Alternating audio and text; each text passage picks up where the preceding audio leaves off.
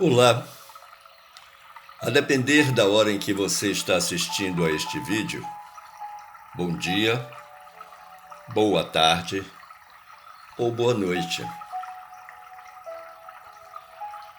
Deveríamos, no dia 28 de março deste ano de 2020, estar reunidos no auditório do Centro de Estudos Espíritas, o Canto da Paz, Casa Luiz Rios, em Xangrande, no estado de Pernambuco, a partir das 9 horas, para mais uma palestra pública dentro da orientação evangelizadora de nossa doutrina espírita.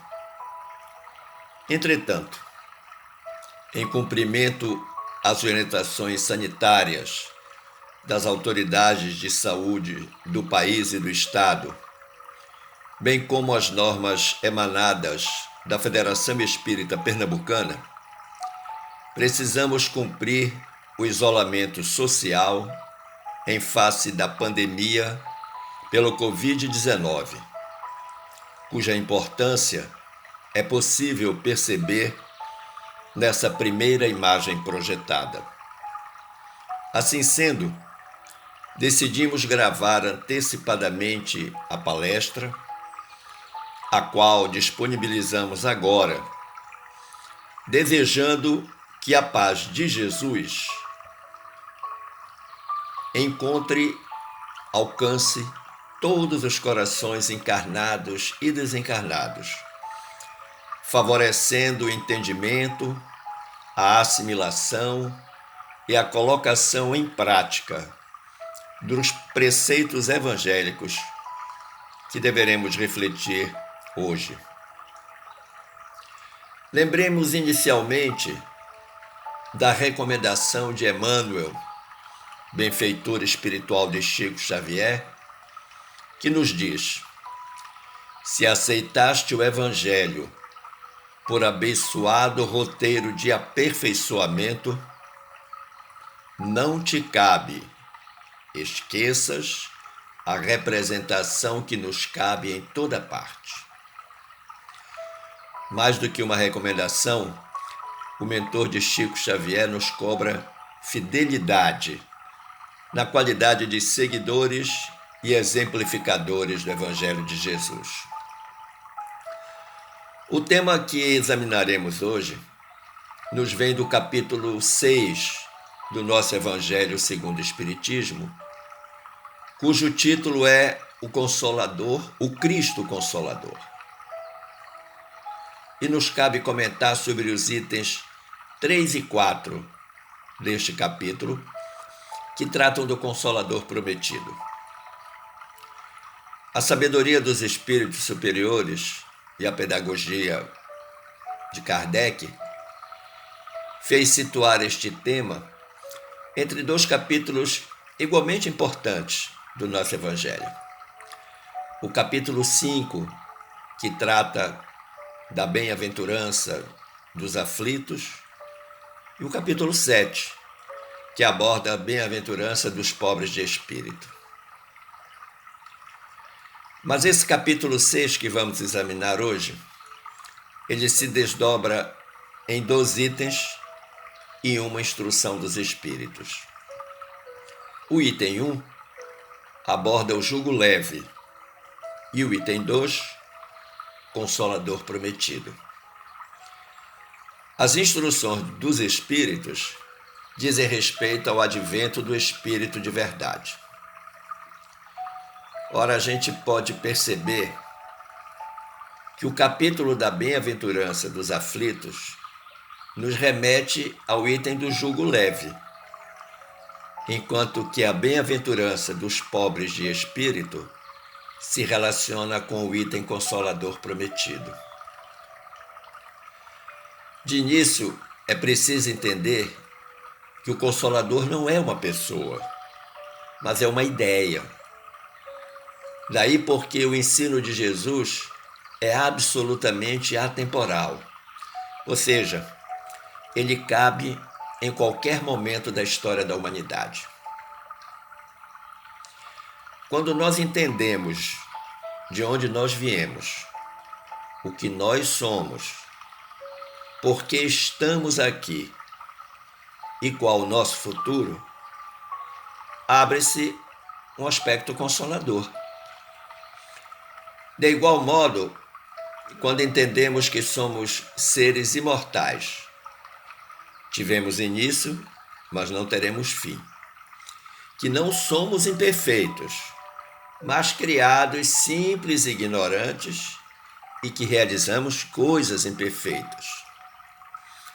Que aqui na Terra estagiamos em favor de nós mesmos, na busca da evolução, porque somos perfectíveis, isso também é consolador.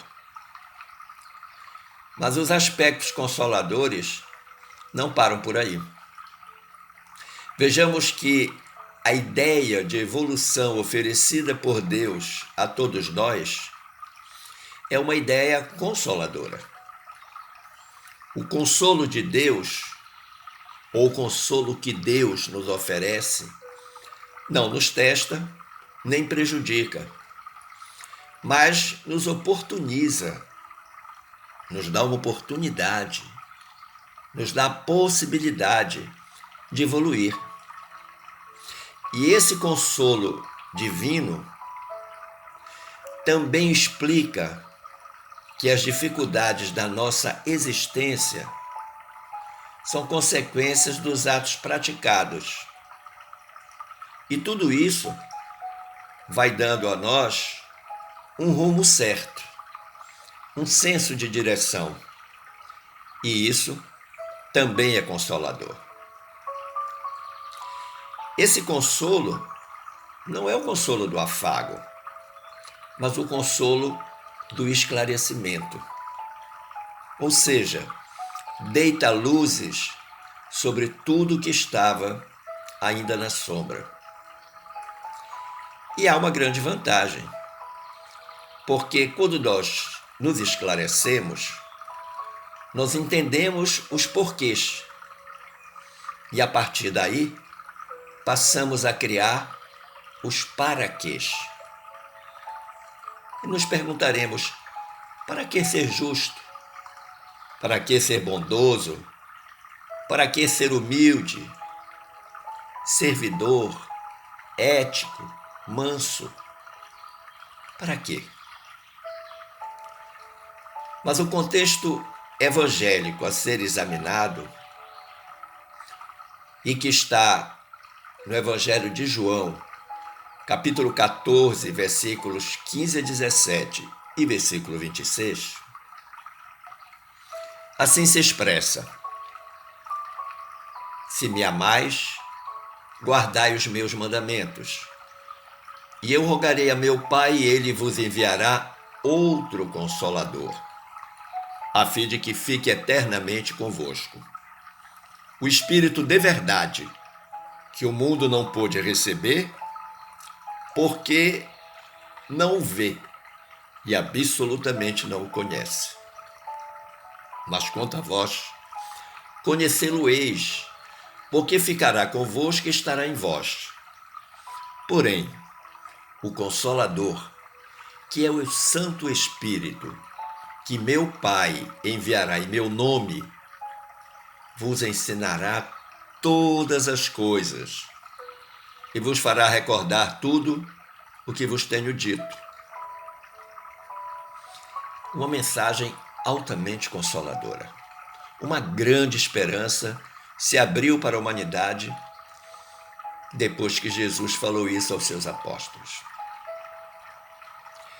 E a justificativa na utilização desta passagem evangélica nos é trazida pelo próprio Allan Kardec, pois ele nos afirma lá no item 2 do capítulo que estamos estudando, que todas as misérias, decepções, dores físicas, perdas de seres amados, encontram consolação na fé no futuro, na confiança na justiça de Deus, que o Cristo vem ensinar aos homens. Eu te pergunto, miséria, decepção, dor física, perda de pessoas amadas. Alguém ainda não passou por isso? Diariamente ou quase diariamente, somos visitados por essas vicissitudes. E como nos comportamos diante delas? Que lições nós extraímos desses fatos? Mas chama a nossa atenção que Kardec afirma sem pestanejar que todas essas coisas encontram consolação na fé no futuro. E muitos poderão até dizer, mas o futuro é incerto, não sabemos quando e como estarão as coisas. E perguntarão, isso é uma previsão? Mas Jesus não falava desse futuro material, mas referia-se a um futuro que todos nós, sem exceção, deveremos enfrentar um dia. O retorno à vida espiritual, o retorno à nossa verdadeira morada. Mas Kardec, em sua predição, oferece um outro elemento consolador: confiança na justiça de Deus. Disso nós não podemos ter nenhuma dúvida, pois se assim fosse, estaríamos a negar os atributos de Deus, de sua divindade, entre os quais se destaca ser Deus todo amor, todo bondade, todo justiça. A explicação tem como referência os próprios ensinos de Jesus, que se nos apresentam como um convite. Pois disse o Mestre, tal como está registrado nos versículos 28 a 30 do capítulo 11 do Evangelho de Mateus: vinde a mim, todos os que estáis cansados sob o peso do vosso fardo, e vos darei descanso. Tomai sobre vós o meu jugo, e aprendei de mim, porque sou manso e humilde de coração, e encontrareis descanso para vossas almas, pois o meu jugo é suave e o meu fardo é leve. Dessa forma, nós precisamos entender o Espiritismo como sendo o consolador prometido por Jesus, porque ele chama os homens à observância da lei. E quando nós pensamos em lei, nós entendemos que esta primeira finalidade cumprida pelo Consolador prometido nos remete à questão 614 de O Livro dos Espíritos.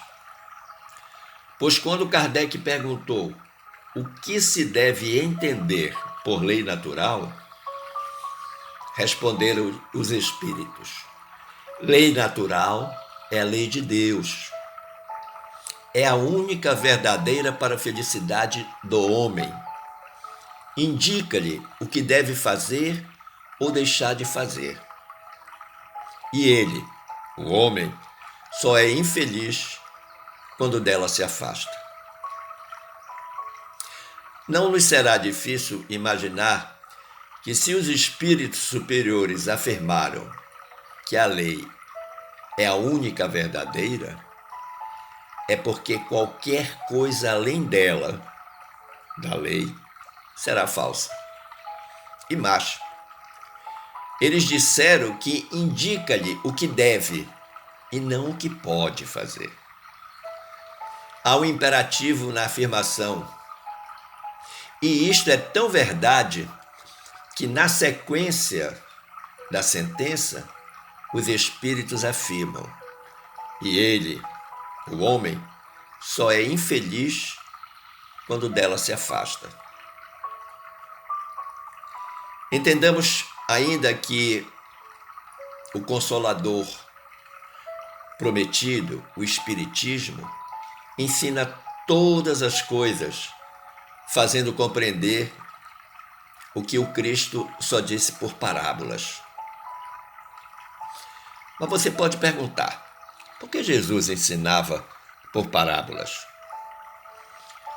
Muito comum é observar naquele que lê e estuda o Evangelho de Jesus uma certa perplexidade diante de certas figuras de linguagem, de certos símbolos e analogias de que fazia uso o nosso mestre amado.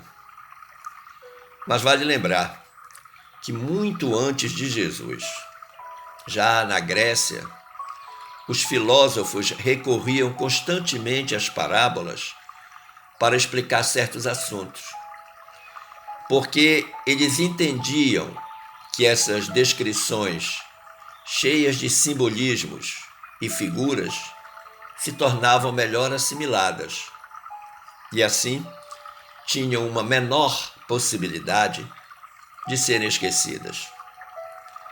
Na cultura hebraica era comum, tanto no ensino de crianças quanto no ensino de adultos, se utilizar as parábolas. Mas é preciso que não confundamos parábola com história, pois a parábola pode ser um enigma, uma frase, um poema, entre outras metáforas. E história é outra coisa. O Espiritismo é ainda o Consolador prometido, porque, como diz Kardec, vem abrir os olhos e os ouvidos, porque fala sem figura e sem alegorias. E o que isto significa? Existem coisas que pedem, literalmente, que estejamos de olhos abertos para ver. Outras ainda solicitam a ajuda de aparelhos, como lentes, lupas, equipamentos eletrônicos, para que possamos ver. Algumas, entretanto, apenas pedem lucidez ou interesse em enxergar. A visão aqui não é apenas fisiológica, mas é a visão do sentimento, daquele sentimento vocacionado para a evolução, daquele sentimento dirigido para o progresso espiritual. Muitos estão de olhos abertos, mas não enxergam. Então vale a pena lembrarmos de Saulo, na sua maravilhosa experiência na estrada de Damasco. De igual sorte também os ouvidos, que embora não sejam moucos, parecem, muitas vezes, estar anestesiados para captar os apelos de Jesus em diferentes manifestações sonoras e não sonoras, acontecidas todos os dias, em muitas horas. E os espíritos prosseguem afirmando que o Espiritismo é consolador prometido porque levanta o véu intencionalmente lançado sobre certos mistérios. Recordemos Kardec, que na obra A Gênese nos diz com certeza professoral que a iniciativa da obra pertence aos espíritos, porém não a constitui a opinião pessoal de nenhum deles. Ela é, e não pode deixar de ser, a resultante do ensino coletivo e concorde por eles dado. Somente sob tal condição se lhe pode chamar doutrina dos espíritos. Generalidade e concordância no ensino, esse é o caráter essencial da nossa doutrina. A intencionalidade dos espíritos vem da necessidade de aclarar aos homens o verdadeiro sentido da vida. E aí nós precisamos diferenciar vida de existência, considerando que muitas vezes entendemos que ambos os substantivos são sinônimos. Não são. Eu pessoalmente entendo que a existência é finita e se refere ao espaço de tempo em que nos habilitamos na experiência terrena.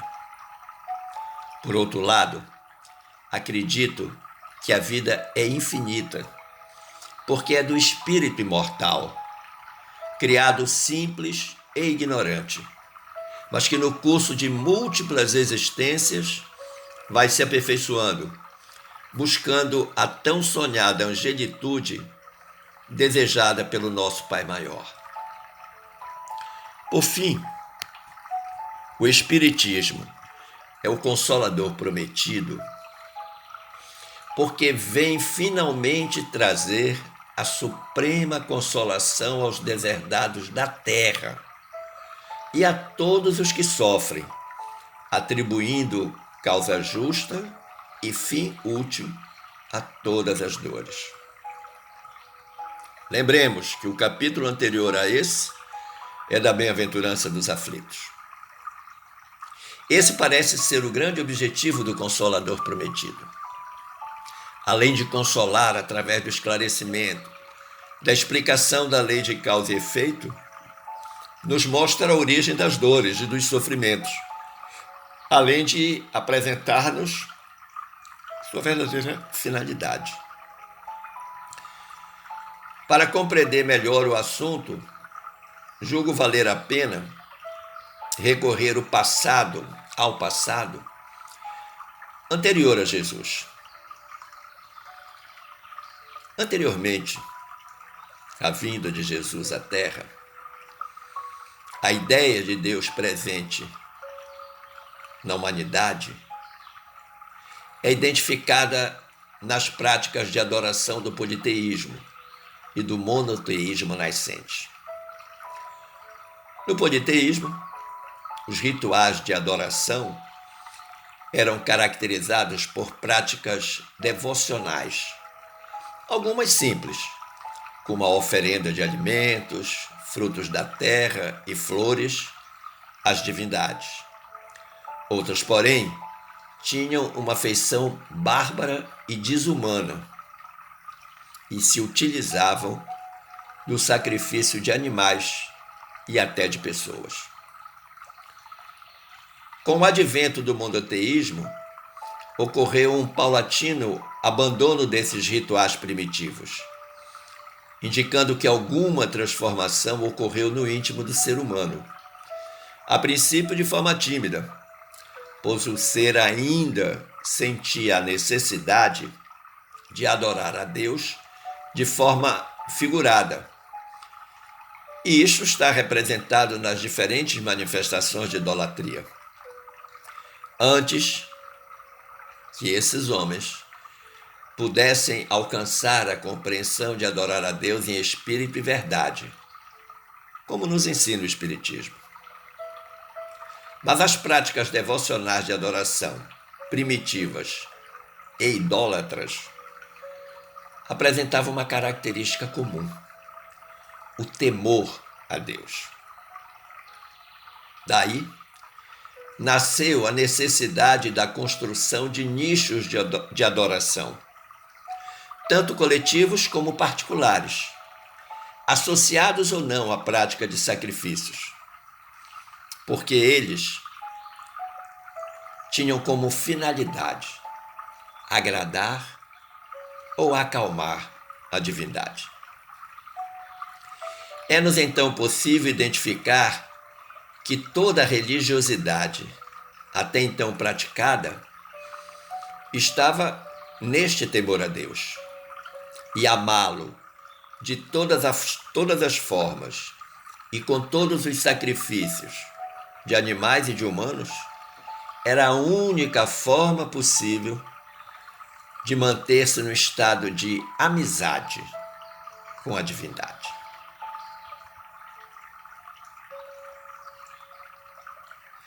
Com o advento do cristianismo, Jesus revela Deus como um Criador supremo, um Pai amoroso, misericordioso, que não exige dos crentes manifestações externas de devoção. E essa ideia trazida por Jesus era diametralmente oposta ao Deus dos exércitos, Aquele Deus que determinava a morte, o sofrimento e a destruição dos próprios filhos.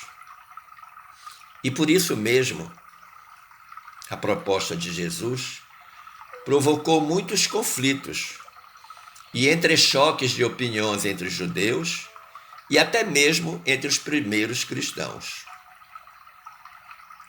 Vale recordar que, sobre o império da lei de progresso, o homem é impulsionado a ascender a planos mais elevados, a rever as suas concepções religiosas, a entender o significado da sua existência e qual é a sua destinação espiritual.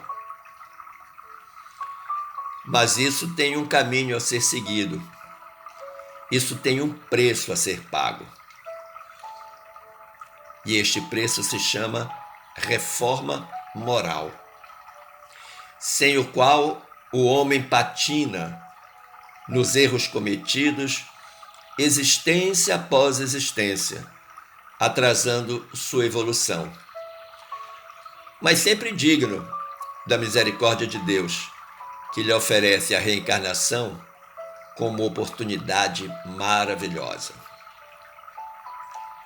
É por esta razão que Kardec nos diz lá no item 9 do capítulo 1 do nosso Evangelho que o Cristo foi o iniciador da moral mais pura, da mais sublime, e que ele chama a moral evangélico-cristã. E seria de perguntarmos, e que consequências teria essa moral? Diz Kardec, renovar o mundo, aproximar os homens e torná-los irmãos, que há de fazer brotar de todos os corações humanos a caridade e o amor ao próximo. E vamos prestar atenção que ele fala fazer brotar de todos os corações humanos, que significa dizer que ela já está aí. Sim, que ela foi implantada em cada um de nós quando fomos criados. E Kardec diz mais, que esta moral há de estabelecer entre os homens uma solidariedade comum, de uma moral, enfim, que há de transformar a terra, tornando a morada de espíritos superiores aos que hoje a habitam. Será o momento em que nós deixaremos de ser um planeta de expiações e provas para nos tornarmos um planeta de regeneração. Jesus, centrando suas palavras e seus exemplos na moralidade que deveria desenvolver o homem, apontava-nos a primeira consequência dessa moral. A que nós passaríamos a aproximarmos-nos uns dos outros, sem interesses mesquinhos, que agiríamos na caridade por puro amor, estabelecendo uma solidariedade comum, e que isso transformaria ou transformará a Terra. Na questão 238 da obra O Consolador, diz-nos Emmanuel, Jesus não foi um filósofo, nem poderá ser classificado entre os valores propriamente humanos, tendo-se em conta os valores divinos de sua hierarquia espiritual na direção das coletividades terrícolas. Ora, compreender Jesus àquela época demandava entender que o rei prometido a Israel nas diversas profecias pré-Jesus não seria um rei guerreiro que derrotaria os romanos e libertaria os judeus do terrível e longo cativeiro. E tais ideias sobre Jesus contrariam outras existentes em O Livro dos Espíritos, como a questão 625, em que os espíritos superiores informam ser Jesus o tipo mais perfeito que Deus tem oferecido ao homem para lhe servir de guia e modelo. Ora, ainda que não tenhamos noção exata da dimensão espiritual de Jesus, da sua missão e do que ela representa para a humanidade terrestre, nos é necessário, como medida de prudência e de fé, seguir as orientações e esclarecimentos prestados pelo próprio Jesus e pelos benfeitores espirituais a respeito do Mestre ao longo desses séculos. No capítulo 6 de O Evangelho segundo o Espiritismo, este do Cristo Consolador, Allan Kardec discorre sobre a importância de aceitarmos o jugo do Cristo e a necessidade de envidarmos todos os esforços para entender e praticar a sua mensagem mortal. Ele esclarece também que este entendimento pode ser realizado por meio dos ensinos espíritas, uma vez que o Espiritismo, que é o Consolador prometido, segundo Jesus, é a alavanca de que Deus se utiliza para fazer que a humanidade avance. Tal como está descrito lá no item 9 do capítulo 1 do nosso Evangelho. Mas você poderia perguntar: o que significa o jugo do Cristo e o fardo leve? Comecemos então por recuperar a mensagem evangélica contida nos versículos 28 a 30 do capítulo 11 do Evangelho de Mateus, e que já falamos anteriormente. Diz Mateus: Vinde a mim todos os que estáis cansados e fatigados, e eu vos aliviarei. Tomai sobre vós o meu jugo e aprendei de mim, porque sou manso e humilde de coração, e encontrareis descanso para as vossas almas.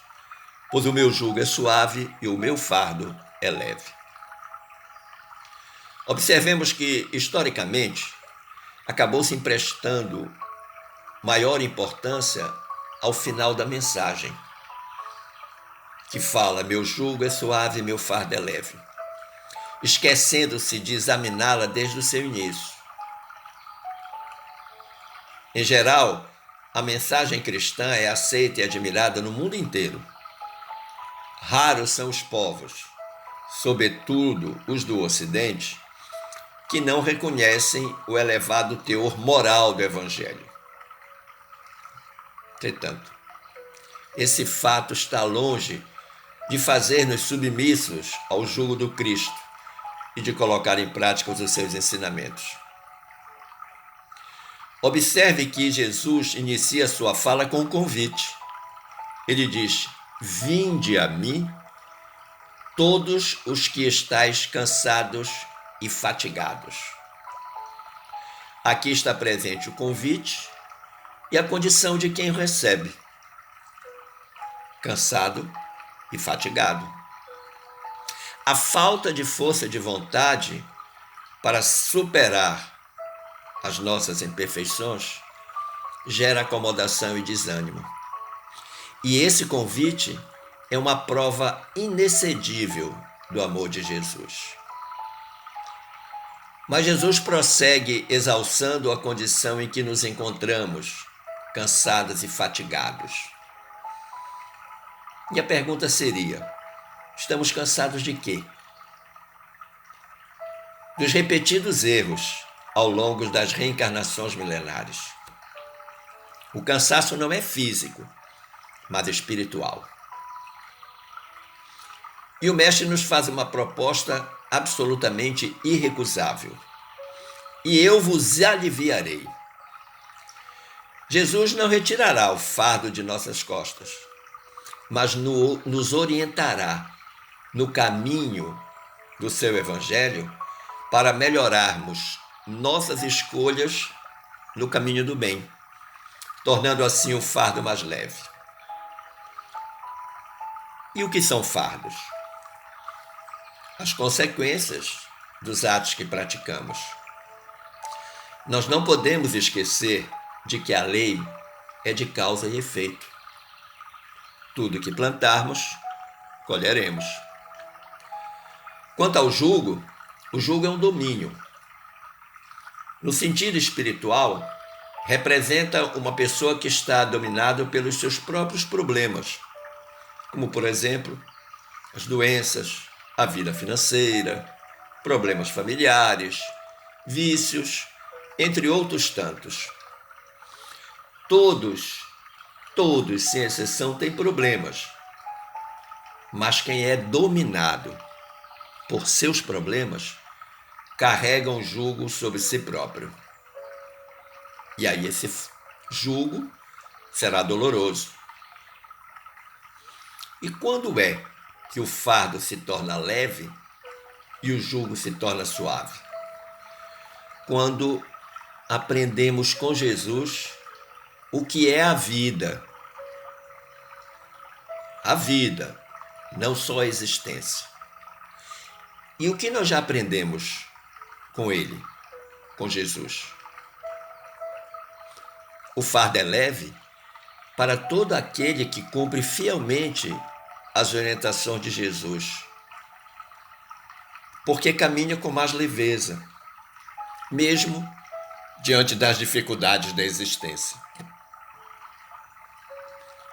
O jugo é suave para todo aquele que receber o auxílio concedido pelo Senhor para nos conduzir ao caminho da verdadeira liberdade e da verdadeira felicidade. E vejam que coisa maravilhosa nos diz Emmanuel na obra Segue-me. Diz o mentor de Chico Xavier: do fardo que transportamos de boa vontade, procedem as lições de que necessitamos para a vida maior. Vamos ter sempre em mente a diferença entre vida e existência. E o que é essa boa vontade de que fala Emmanuel? Senão a disposição íntima positiva de quem é chamado a servir. E que por essa razão se torna um fator indispensável para as nossas conquistas humanas, quer no campo material, quer no aprimoramento espiritual. Se todos nós manifestamos boas intenções frente ao trabalho iniciante ou às oportunidades de praticar a caridade, poucos de nós, no entanto, se armazenam de boa vontade para levá-las avante. De início temos uma grande força, mas ao sinal da primeira dificuldade, esmorecemos. Quem não edifica o bem, só por essa omissão, já está forjando o mal em forma de negligência. A negligência é uma forma de fazer mal. Frente a qualquer problema, façamos o melhor que pudermos e estaremos exemplificando a boa vontade. Essa chave do seguro sucesso em todo empreendimento nobre e justo. O trabalho é um instrutor do aperfeiçoamento. Sirvamos então em qualquer parte, com boa vontade, como sendo ao Senhor e não aos homens. E do Senhor receberemos as bênçãos da elevação que nos falta. Mas a grande maioria dos homens ainda não entende o papel pedagógico das dores e das aflições. Daí porque desiste. E o pior, desconhece a origem dessas dores e dessas aflições. Devemos compreender que nós estamos na Terra para evoluir. Nós não reencarnamos por castigo. E quando daqui partirmos para a nossa verdadeira morada, deveremos regressar melhores do que quando chegamos. Mas você pode estar pensando, mas tudo que me acontece na vida, na existência, é verdadeiramente necessário? E aí eu convido você a recordar as questões 258 e 259 do Livro dos Espíritos. Lá na questão 258, Kardec argui aos espíritos: quando na erraticidade, antes de começar nova existência corporal, tem o espírito consciência e previsão do que lhe sucederá no curso da vida terrena? Respondem os benfeitores espirituais: ele próprio escolhe o gênero de provas por que há de passar, e nisso consiste o seu livre-arbítrio. Você então pode perguntar, então o que eu passo eu escolhi? A resposta é sim. Mas Kardec queria saber se Deus interfere na escolha das nossas provas. E os espíritos responderam: nada ocorre sem a permissão de Deus, porquanto foi Deus quem estabeleceu todas as leis que regem o universo. E de agora perguntar por que ele decretou esta lei e não aquela, dando ao espírito a liberdade de escolher, Deus lhe deixa a inteira responsabilidade de seus atos e das consequências que estas tiverem. Fica então mais fácil entendermos a questão da escolha e a questão da consequência. Na questão 259, perguntou Kardec: do fato de pertencer ao espírito a escolha do gênero de provas que deva sofrer, seguir-se-á que todas as tribulações que experimentamos na vida, nós as previmos e buscamos? Vamos prestar atenção que há um substantivo importante aí. Todas, falou Kardec. Responderam os espíritos: todas não, porque não escolhestes e previstes tudo o que vos sucede no mundo, até as mínimas coisas. Escolhestes apenas o gênero das provações. As particularidades correm por conta da posição em que vos achais. Que posição é essa? A posição evolutiva. São muitas vezes consequências das vossas próprias ações. Ou seja, nós escolhemos o gênero de prova, mas não o detalhe da prova. Isso vai depender das nossas escolhas enquanto reencarnados. Por exemplo, poderemos escolher o gênero de prova saúde, daí advirão as doenças. Poderemos escolher o gênero de prova relacionamento, daí advirão as questões familiares, e assim por diante. Desta forma, então, observamos que é sempre de âmbito individual a decisão de transformar-se para melhor. Cada pessoa, com os recursos que dispõe, onde e como viva, tem condições de renovar-se espiritualmente, libertando-se do círculo vicioso de erro e acerto, determinado pela lei de causa e efeito. É preciso trabalhar à vontade e empenhar-se no próprio esforço evolutivo, disse-me a veneranda mentora Espírito Glorinha. Neste aspecto, nós podemos concluir que nós estamos no lugar certo, na hora certa, com as pessoas certas, para fazer a coisa certa. Mas será que todos nós escutamos, entendemos e colocamos em prática as lições de Jesus para fazer a coisa certa? Olha o que Emmanuel nos alerta no capítulo 5 da obra Fonte Viva. Ele diz: o crente escuta o apelo do Mestre, anotando abençoadas consolações. Todos ouvem as palavras do Cristo, as quais insistem para que a mente quieta e o coração atormentado lhe procurem o regaço refrigerante. Contudo, se é fácil ouvir e repetir o vinde a mim do Senhor, quão difícil é ir para ele. O final deste parágrafo fala por si mesmo. Ir ao encontro de Jesus, de seus ensinamentos, não é fácil, pois vai requerer de nós muito desprendimento e entrega. E como diz Marcelo Lago, todos querem ser iluminados, mas poucos se dispõem a fazer o caminho até a luz.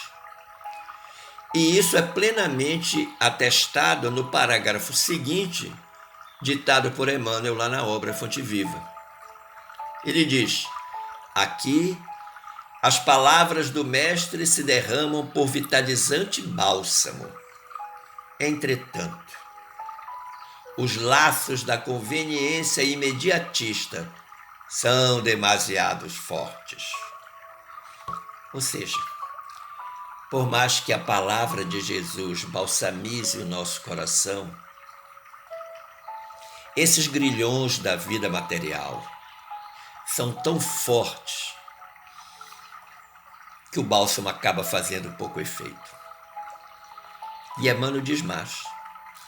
Além, assinala-se o convite divino entre promessas de renovação para a jornada redentora.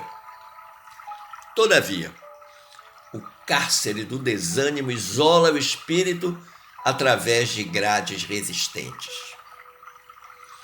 E ele coloca uma outra situação. Acolá, o chamamento do alto ameniza as penas da alma desiludida, mas é quase impraticável a libertação dos impedimentos, constituído por pessoas e coisas, situações e interesses individuais, aparentemente inadiáveis. E o que Emmanuel quer nos dizer? Que estamos muito presos, atados mesmo às questões materiais. Resumo da ópera: isso faz uma grande diferença.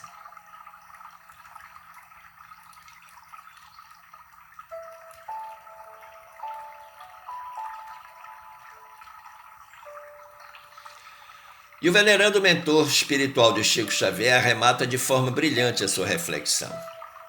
Ele diz: Jesus, o nosso Salvador, estende-nos os braços amoráveis e compassivos.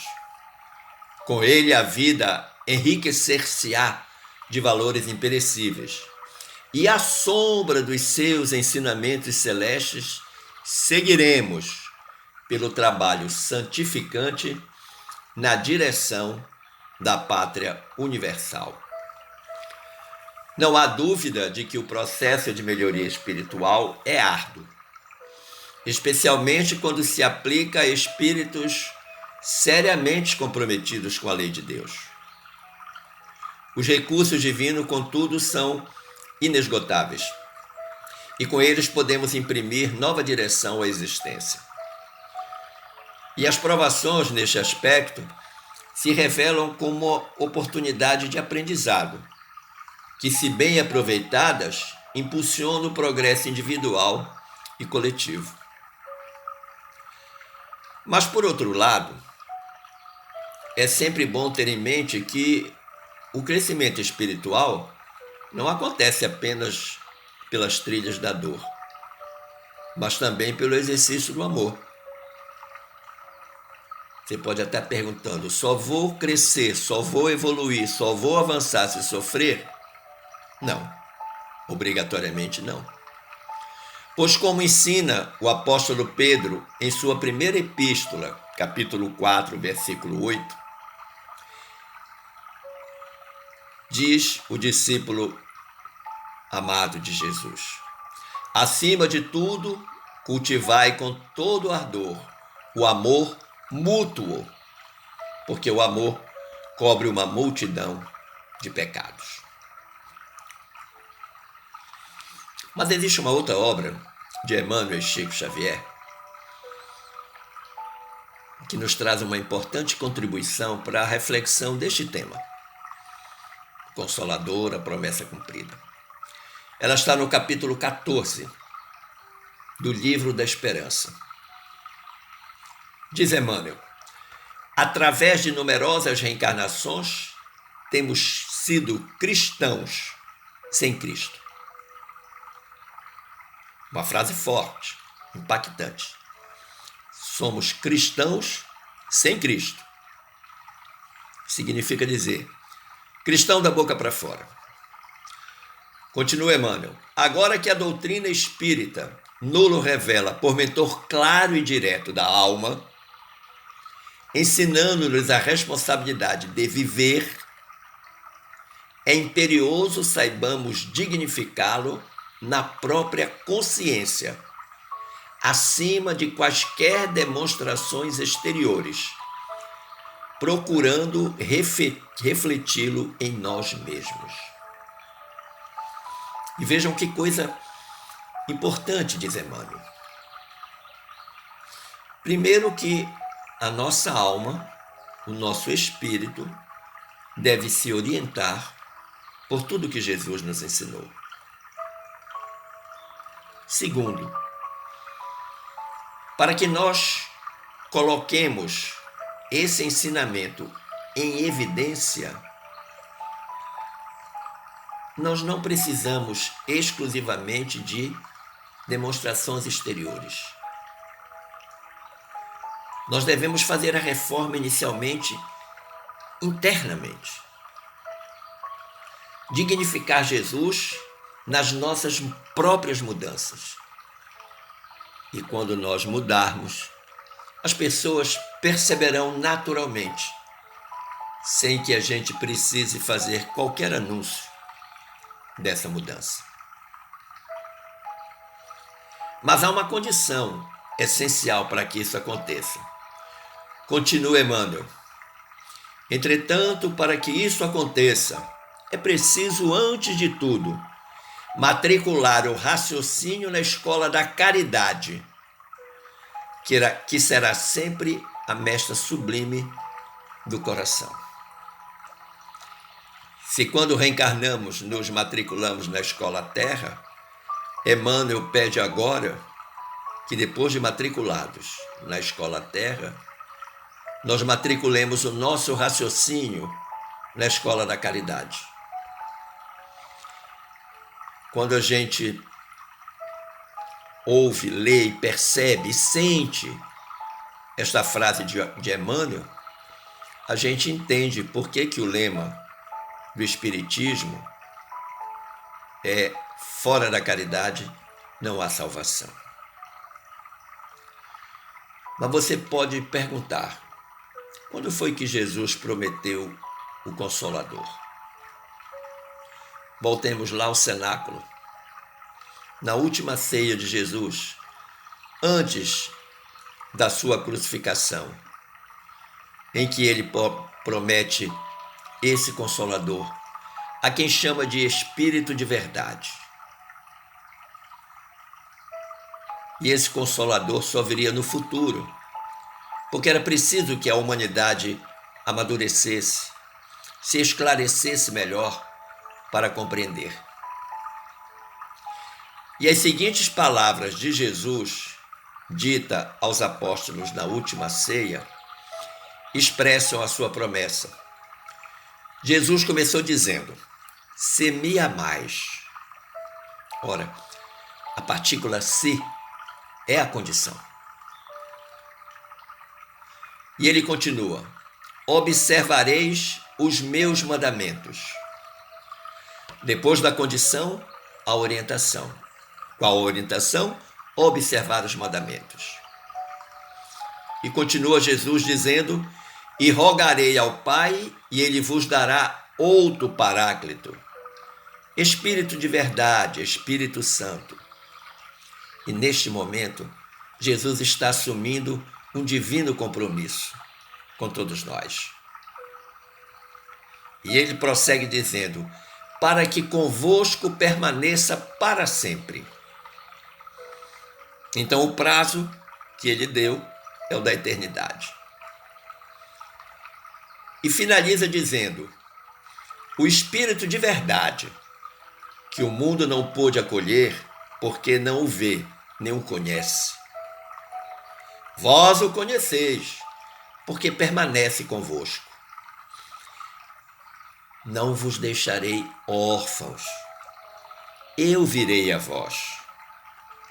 E este final é a síntese do amor. Por quê? Porque Jesus garante a sua permanência com todos nós.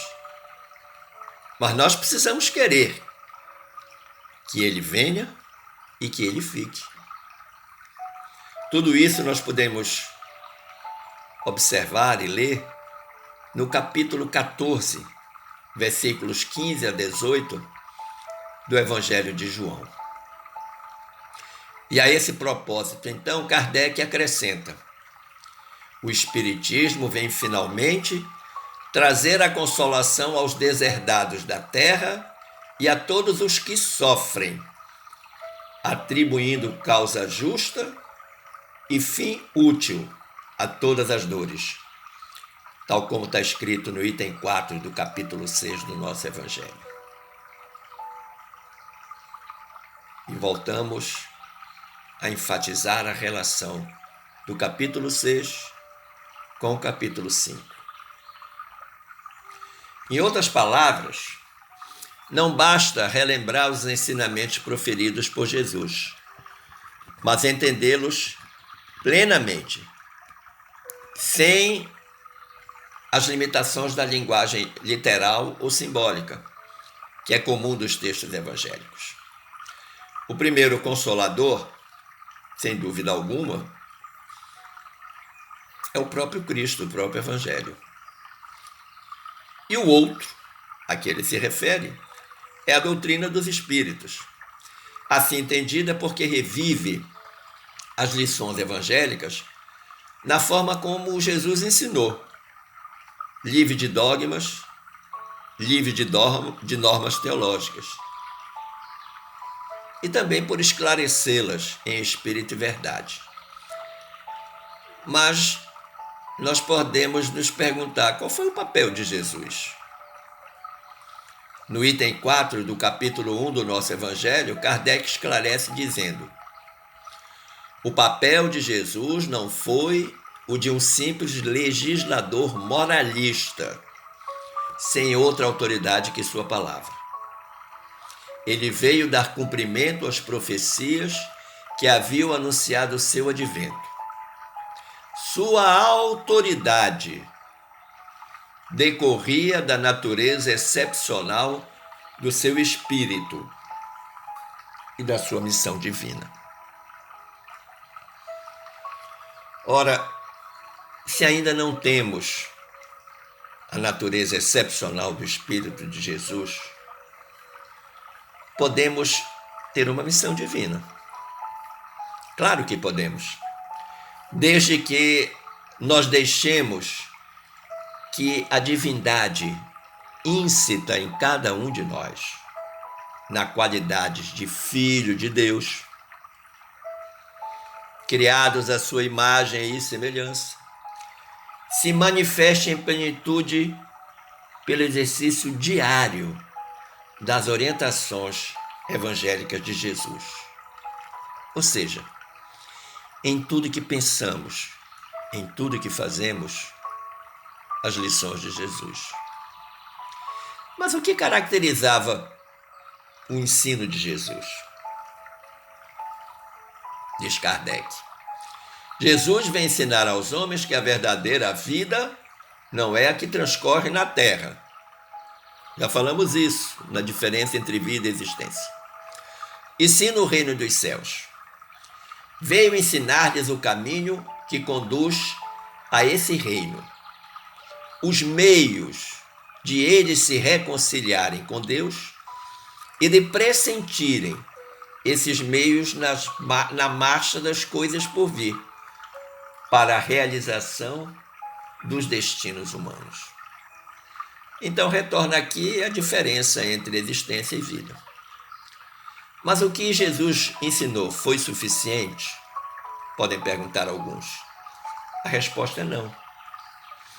Porque Jesus, segundo Kardec, não disse tudo, limitando-se, a respeito de muitos pontos, lançar o germe de verdades, que, segundo ele próprio declarou, ainda não podia ser compreendida.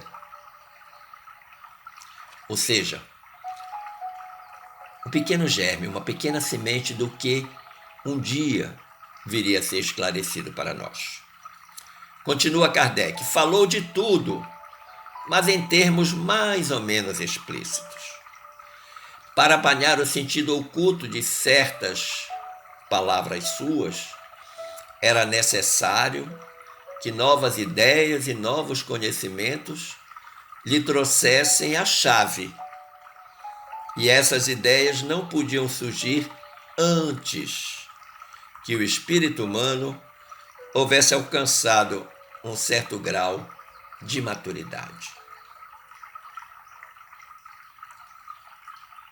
É necessário, foi necessário, que nós amadurecêssemos para compreender a mensagem de Jesus.